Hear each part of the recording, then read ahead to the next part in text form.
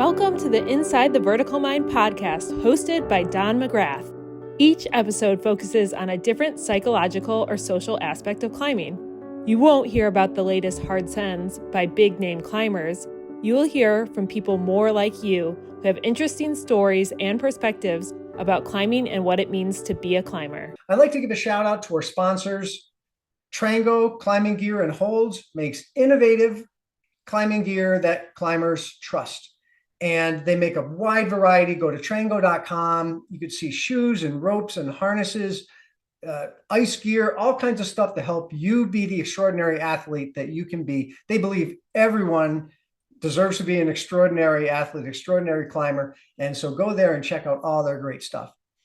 And Sharp End Publishing, Fred Knapp and the team at Sharp End Publishing, they publish award-winning climbing books, guidebooks, and other kinds of books that are just fantastic. And everything they do, all the work they do, is fueled by a passion for climbing. Go to sharpendpublishing.com. Yeah, let's see. All right. Well, awesome. Let's see what we can do. So everybody got their thinking caps on. Yeah. I'm going to just share some things that I know and some techniques that I know. I'll probably ask a lot of questions. If you have any questions, feel free to ask me. So your brain. Your brain weighs about 3 pounds. Okay, so it's like 2% of your body weight. Burns 25% of the energy you burn every day. That's crazy. Isn't that astounding? Yeah. It is amazing. Isn't that astounding? It's astounding. So it's 3% of your body weight, and it burns 25% of the energy. That is fascinating. Just let that sink in for a second. Okay, so why? Why do you think that is? Why? Analyzing everything. 24/7, right? You're always using it. Your brain is always being. It's you're using your brain more than you realize. Like, Yeah. always happening. And turning it off, that like conscious, all the thoughts, the inner monologue that you just constantly have throughout the day, being able, we're not very good at turning that off. Or I'm not, personally. What is it responsible for? What's your brain responsible It's for? also, Yeah, a your lot health. of the subconscious is, we're all hardwired, I think, in terms of being safe and secure yourself. And that's subconscious, a lot of it. Yep. But that's a really powerful force that's just... Armor in a way. Yeah. It is responsible for every thought, Yeah. every emotion, and every movement. Think about that. You just don't. Everything starts there. Yeah. Okay, some people, well, I got certain cells in my heart that will beat if my brain, okay. And yeah, there are these little tendinous bodies we have that are reflexes, yeah, but like 99.99999, everything starts in your brain. Everything. So it's possibly our most important organ, right? Why do they say you're truly dead when you're brain dead, right? Yeah. It's almost like every other organ you can kind of find a way to pump blood, then kind of way to do this, but once that's gone, it's gone. Yeah. So it's one of the most complex things known to mankind. 85 billion cells. That's crazy. That's really That's so many. 85 billion neurons, okay? 150 trillion connections. Do you have that in your book? I don't know. Possibly. It might be, but you can find it on Google. Okay, too. You can go. okay. And we're recording this. Okay, we're recording this. Okay, good. 150 trillion connections. Wow. Okay? So these really, really simple cells are so massive and connected in such an amazing way that I can stand up here and I can talk to you in a language that you understand. Somebody halfway across the world can speak to another group in another language that they all understand. And so our brain is absolutely incredible. Let's talk about physical training, like when I train a muscle or I train tendon. So what do I do? What do I do to train my muscular strength? Pull-ups, push-ups. Exercise. You work them. So I work the muscle, right? I put it under duress, right? I work it, I really put it to work. And then what do I got to do? Rest. Eat healthy.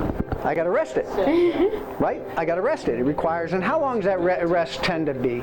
Like Normally Normally only a day.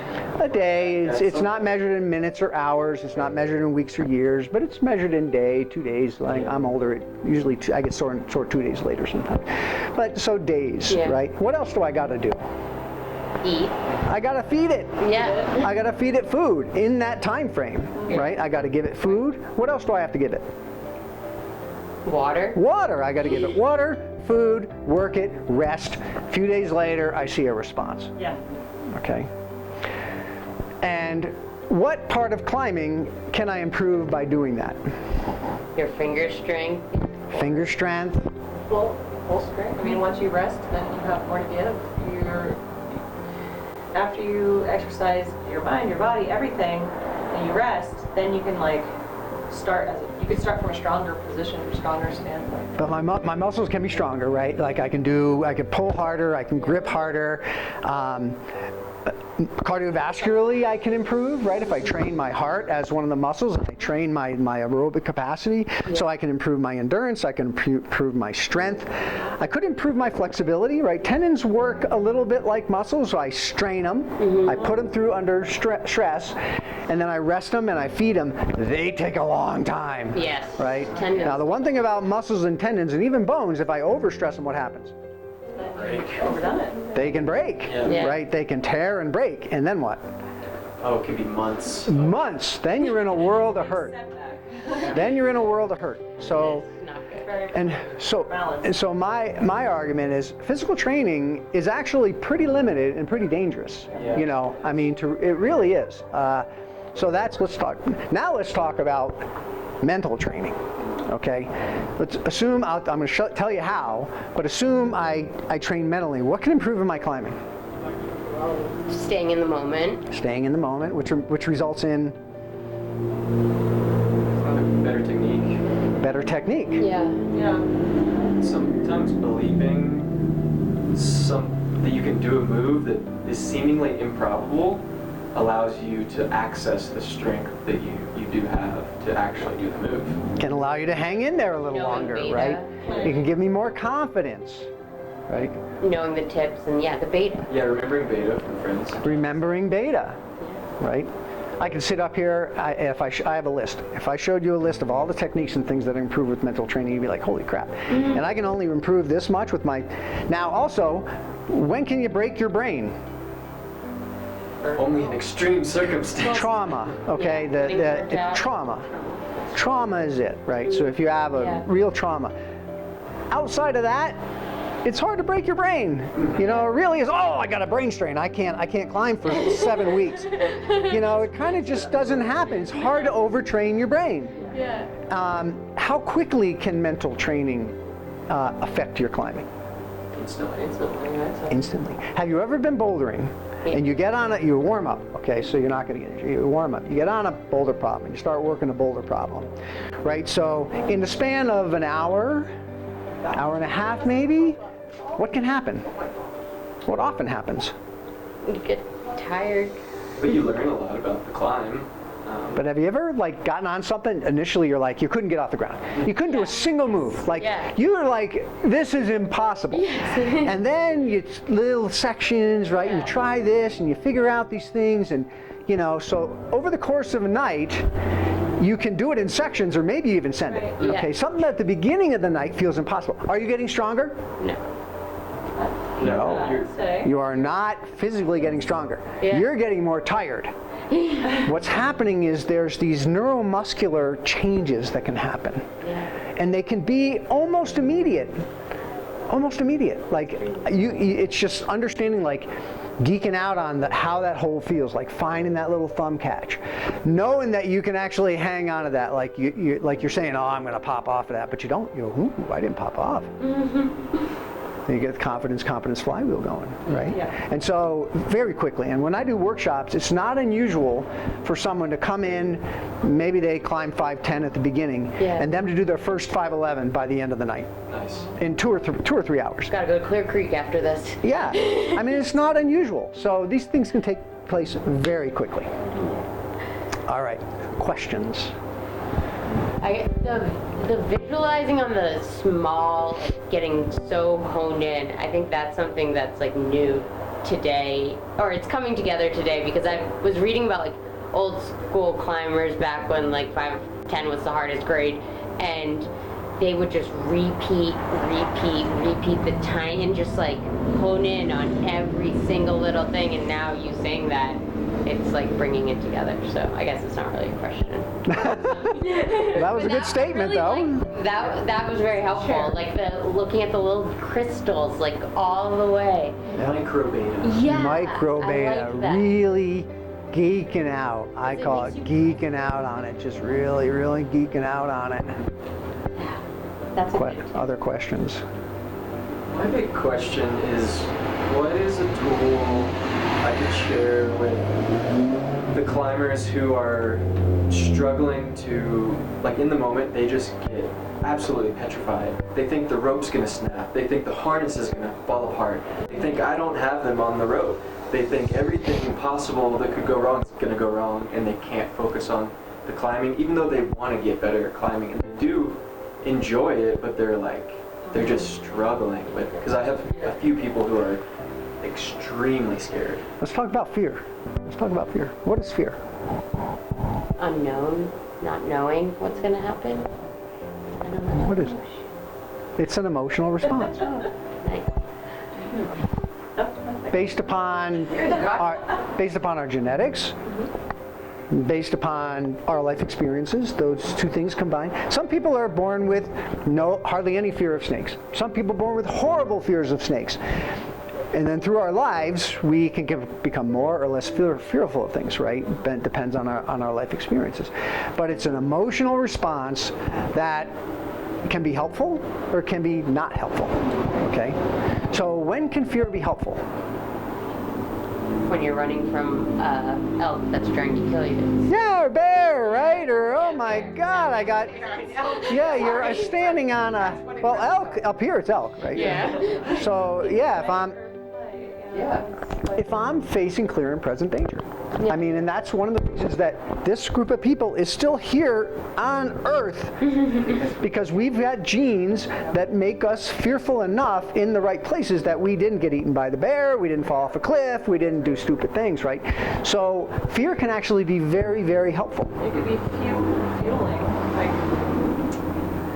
Like I was in Belize and I was snorkeling and there was a big shark underneath me and I was petrified, but like I had to use my fear to react in a way that was gonna be protective, as in I told my husband and he swam at the shark rather than showing the shark fear and swimming away from the shark. This is a true story. And then the shark was like, okay, and left you alone. So like by channeling the fear into a response in the right situation is very helpful. And it can be a shot of adrenaline with fear that can help you fight off an attacker. Yes. Right? So soldiers in battle, the fear response can be very helpful, right? Yeah. So fear isn't all bad. Okay, fear isn't all bad. But it can be negative. Okay, when is it negative? Well, when it's keeping you from doing something or... Bingo, okay? In the front row. So when it keeps you from doing something that you really want to do and there's not a clear and present danger, okay? So then actually I call it an irrational fear. So a rational fear is I'm standing there and a bear is running at me. That's a rational fear. I got to figure out what to do here, and I should be scared, and I should harness that fear and react to it. A non-rational fear is I'm standing at the base of a climb going, oh gosh, that knee bar could hurt, and I could fall, and it's going to be a bone-rattling fall, and I could slam into that thing over there, and oh, these people are going to think less of me. And what am I going to say when I get down if I fall? And I have to come back again. So, those sound familiar? Yes. Okay. I think the cave spiders. My mom's not around here. I grew up on the East Coast, so like going upstate and stuff, it was those little cave spiders. And Where'd you grow up? New York City, but we go up to like New Paltz to go. Okay. Yeah. I used to climb there all the time. And I don't know, is that around here, the cave spiders? And you put your hand on there, and then all of a sudden there's a spider chair that lets you do. That is my fear. Or those purple worms. Yeah, what? Those purple worms, they're kind of gross too. I don't want any of it. So here's Dust off the rocks. So here's the trick. Okay, so something that's an irrational fear, it's a fear and you shouldn't feel bad about it. I mean, you have it, right? It is what it is, and you're a human being, right? And you just got to accept that you're a human being. So the way to address an irrational fear, first you got to recognize it's irrational. It's awareness. So, like the people in your class who think the rope is going to break, okay? You can tell them ropes don't break in this environment. They just don't. It would be impossible. You would have to weigh like the sizes 15 tractor trailers. Yeah. How much do you weigh? 135. Nowhere near that, right? Nowhere near. The breaking point for one of these ropes is like enormous, right? And they're designed that way. And yes, there have been cases where they've been cut and things of the nature. You're in this gym. It's not going to happen, okay? And let me explain to you the physics behind it, okay? So that's called getting closer to the fear. The way you get over a fear is not by going away from it.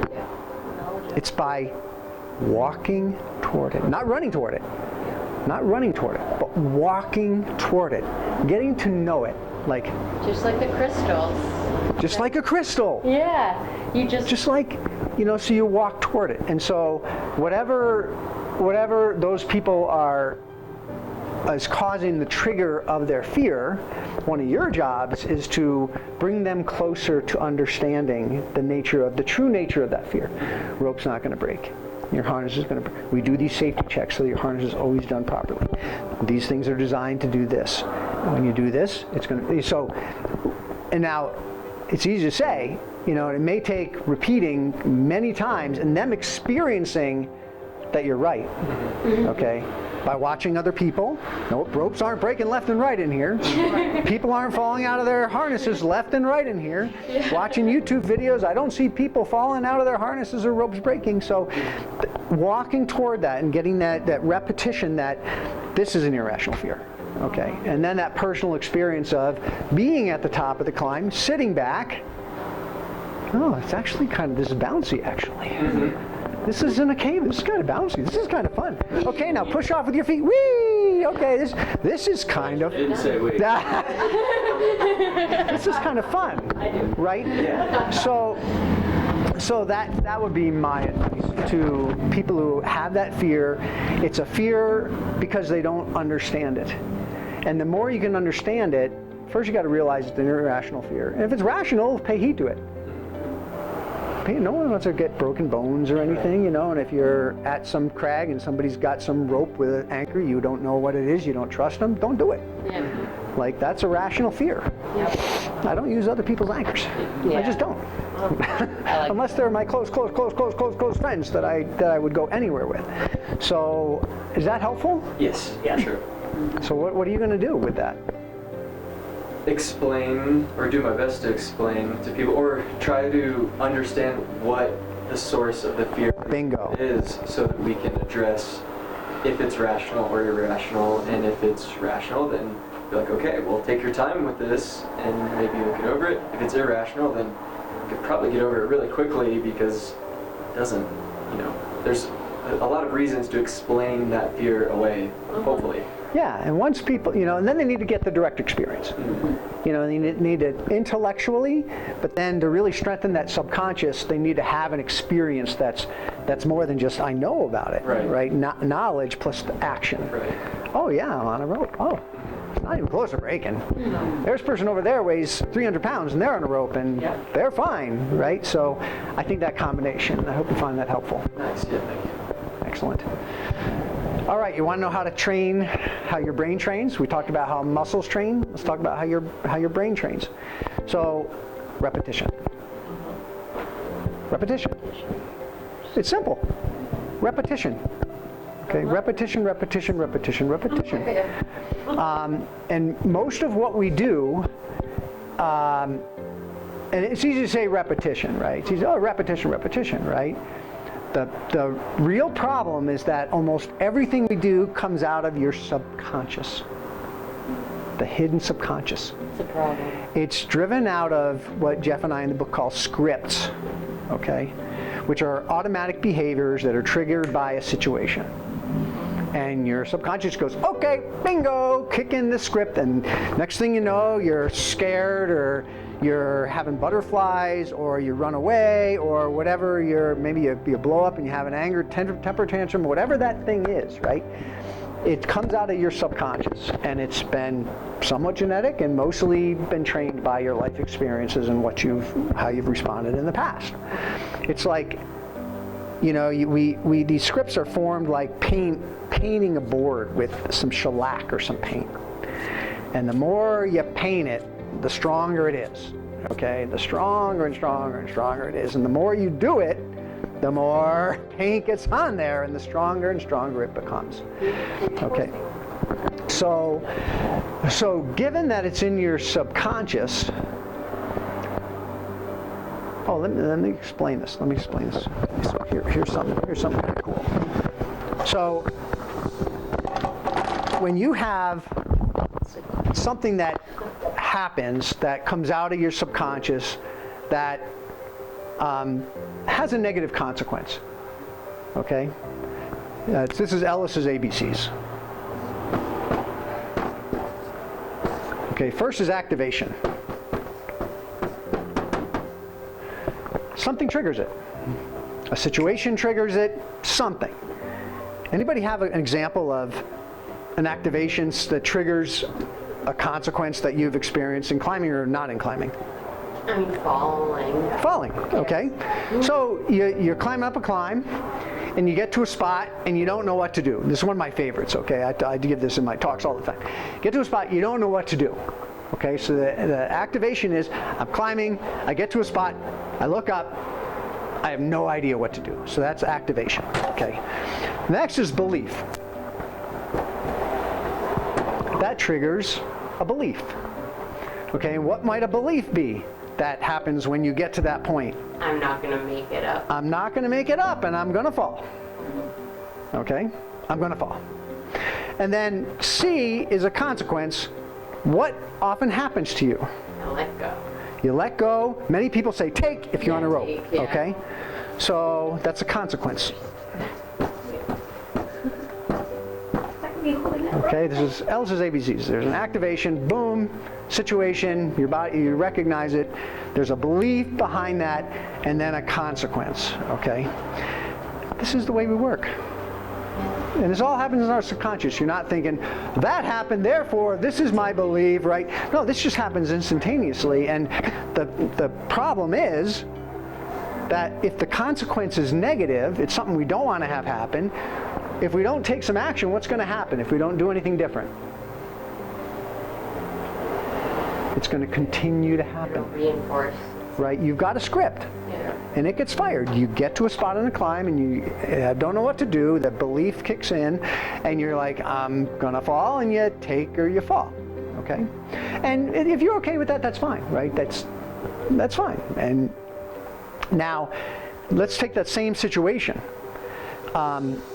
What is a different script that I might create that might be more productive in my climbing rather than just say take or letting go? When I reach a point where I don't know what to do, I'll just try something. I'll try something. Just try anything. I'll try anything. I'm just going to see a smudge, right? Yeah. This has happened to me, like over and over and over again. I see a smudge, a little smudge of chalk. I'm just going to go touch a smudge. You know, Yeah. and if I don't like it, I'll either fall or I'm going to come back down and then I'll do something else, right? But I'm not going to let myself take or let go until I touch a smudge. Yeah. Okay, so that's one alternate script. That's one alternate script. What's another alternate script? Just like telling yourself you're okay in that like moment, and you can rest, like take a breath, breathe. I don't know. Yeah, take a pause, Yeah. and really just check yourself and say, is it appropriate to let go or say take? Right? Just check in with yourself. Give yourself a moment. Like if you can't take that half a second and check in with yourself, you're probably gonna fall anyways, right?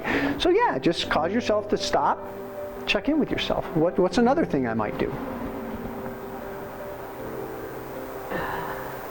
I could just go for it, right? Yeah. I could just go for it, just like and launch, right? Yeah. I could just go. So of all those things, what is the least productive script to have? The one that I do. Take, or letting go. That's the least. It's like that's the least productive. Mm-hmm. Everything else is better. So, is it worth the time maybe to try to train your brain to have that better script? Yeah. It absolutely is. Where did I put the eraser here? I'll put it somewhere. Oh, it's on the bag right there. Ah, on the back. Thank you. All right. So, here's how you change it. Okay. First step, awareness. All change begins with awareness. Yeah. When you're unaware that you're being a jerk with your team at work, Yeah. nothing happens, right? You will continue to be a jerk. Yeah. So it begins with self-awareness. Awareness, like I do this, it's not really helping my climb. I see other people do different things and I want to learn how to do this. I'm going to go through the effort and train. Okay, belief. Recognizing I have this belief, and that belief is, oh, if I fall, it's going to be this bone-jarring thing, right? Like falling is like the worst thing. It's going to and this is what most people think about falls. It's going to be bone-jarring, and it's going to be like your rope is a chain, and it's going to jar your body. You're going to break bones or whatever, right? That's kind of what goes through most of our minds to think about falling. So just kind of recognizing that belief, like really getting real and recognizing that that's a belief that you hold. Okay. Then it's really, again, it's consequence. Thinking about that consequence, like the fact I don't want this consequence to happen. Mm-hmm. Next is D. It's called debunk. If I fall, I'm not going to die. Okay? I've seen people fall all the time. I've taken maybe close to 100,000 falls on a rope in my life. Maybe 100,000. I mean, I have calculated. It's pretty close. Okay. So, and I've only had like 2 falls where I've gotten the least bit hurt, and I'm still standing here, so I didn't die, right? So, just recognizing that belief is not true. Yeah. It's just not true. Yeah. Like, I have no data that tells me it's true. Okay? And then creating an environment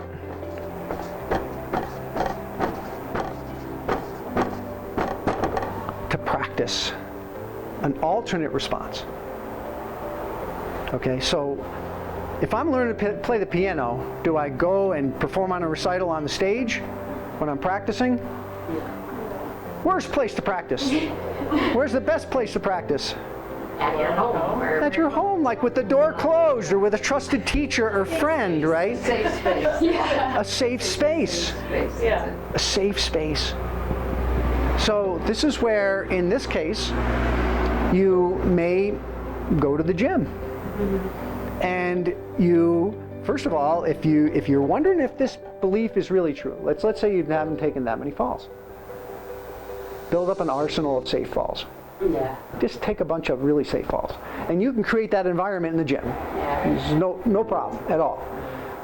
Fall, and I when I coach people on this, I say, maybe for like a month, go and every time you go to the gym, take 3-4 falls. Yeah. You don't want to be a great faller. Okay, that's not you just want to build up an arsenal of uneventful falls. Yeah. Arsenal of uneventful falls. Yes. And most falls are really, really uneventful. And there's a whole science to like how to do that and really take it to the next level. But so shift that belief. Shift the underlying belief. So it's like, no, that belief is totally not right. You debunk it. And then when you're climbing, if you get to a spot, I don't know what to do, go for the smudge. Just go touch it. Yep. And take a fall if you have to. You'll be shocked how often that smudges something. Yeah. Okay? And there was a quote from Lynn Hill that's actually in the book. A quote from Lynn Hill that's in the book. She says like 99%, she goes for it all the time. And 99% of the time she pulls it off.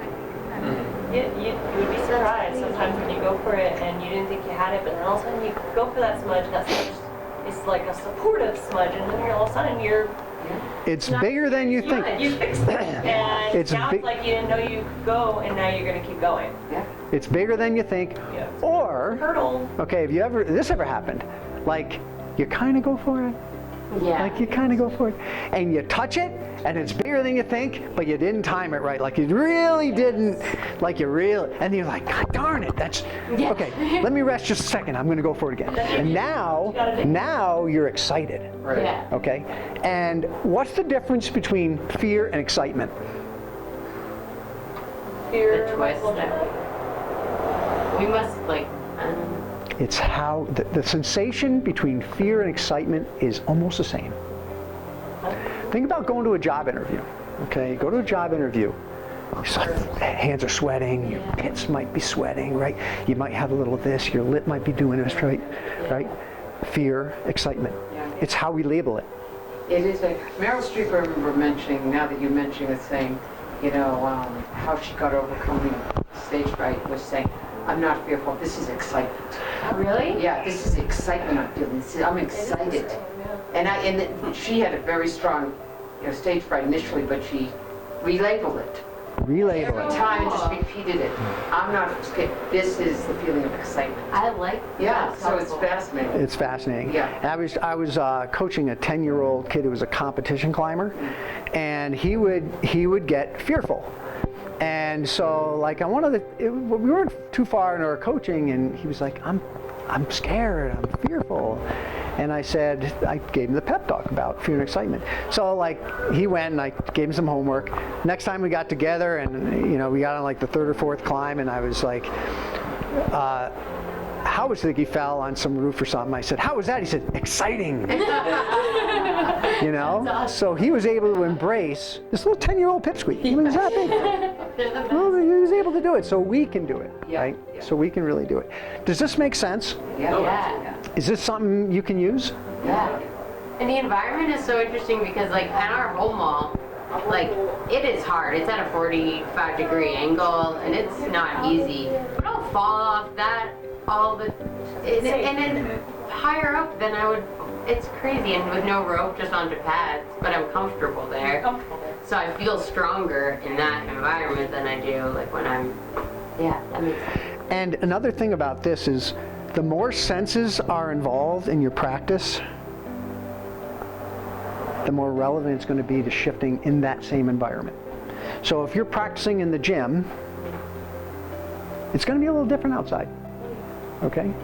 So think about, and this is something about storytelling, and I used to do a lot of speaking, and one of the things about stories is the more senses I can bring from my audience into the picture. Like, if I'm telling a story, I was there in the desert, it was really hot, it was so hot I could almost smell the rocks melting. I could almost smell the sand, right? It was just so hot that it was no humidity, but sweat was just running down my back and like soaking the back of my shirt and my pants, right? So now you're in my story. Yeah. Hear how it got quiet? So the more senses you can bring in, the more real it brings you to that point. Our brain has a hard time differentiating between reality and what we're envisioning in our head, right? So that's also to think about, the more real, the more close to the environment that you can make it, and bring in the smells and the sounds and everything, the more effective that training is going to be. I like that a lot. You ever hear practice makes perfect? Not true. You know this. What is it? Perfect practice makes perfect. Perfect practice makes perfect. So, and that's why you're just geeking out on things. And I'm a nut about footwork. I mean, when I coach people, you can expect we're talking about footwork like every single time we meet, right? Because it's so much of our climbing comes from our core and from our legs, that when you execute something perfectly, it's like when you play a musical instrument. There's not much room for error in musical instruments, right? Climbing holds are that big, strings are like this big, right? So, but when you practice slowly, and you play the songs really slowly, like think about somebody playing or doing on the piano, you know, what do they call those? The scales. Yeah. They start doing slowly but perfectly. Yeah. So their fingers only hit one key at a time, perfectly, with the perfect timing, the perfect everything. Practice it over and over and over and over again. And then they can translate that to playing faster. Now what happens if you're just kind of sloppy at it? Yeah. What happens? You're not Sloppy out of You're sloppy, right? You're Yeah. gonna play sloppy, Yeah. right? You're not gonna have that fine motor control. And I find still to this day that if I take a long break from really focusing on my footwork, that when I start again, I'll go to place it and I see my foot shaking. Yes. Like I just don't have that fine motor control. But after a few days of really focusing on that, it's just like smooth as silk. I begin building those neuro connections. Yeah. So kind of making sense? Yeah. Yeah. And you brought up Hebb's law before. Yeah. You know, neurons that fire together wire together. It's exponential. So when I practice something once, it makes it more likely that those same involved neurons are going to fire that same way again the next time. And so I don't want my sloppy neurons connecting. I want the perfect neurons connecting. And training can take place very, very quickly. All right, I've been talking. Questions? That's very good. You know, the awareness seems simple, but that in itself is a skill set. So when you get triggered, you know, it's so fast. Like you just said, you just go through. Right. But to stop and say, I'm aware that I've been triggered, is actually, it seems like a skill set in and of itself. It really is. Self-awareness is hard. Yeah. That's why, you know, there's a chapter in the book about co-creative coaching. And a lot of us think, oh, I can't afford a coach. You've been listening to the Inside the Vertical Mind podcast, hosted by Don McGrath. We leave with a quote from Alex Lowe: "The best climber at the crag is the one having the most fun." Until next time, climb on.